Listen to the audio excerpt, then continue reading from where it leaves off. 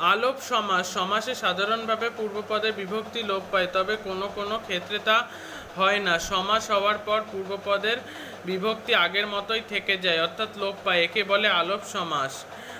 আলোপ আলোপ সমাস। আলোপ দ্বন্দ্ব বনে ও বাদারে, বনে বাদারে, দুধে ও ভাতে, দুধে ভাতে।